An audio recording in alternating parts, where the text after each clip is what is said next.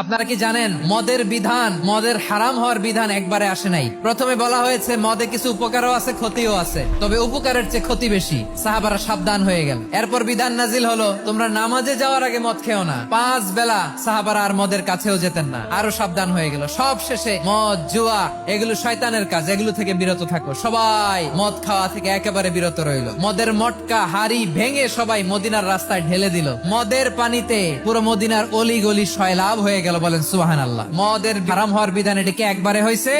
না, আমাদের কাছে অনেকে আসে, আয়সা বলে হুজুর আমার মেয়েটা পর্দা করে না, ওর জন্য দোয়া করেন। তা আমি বলি বয়স কত?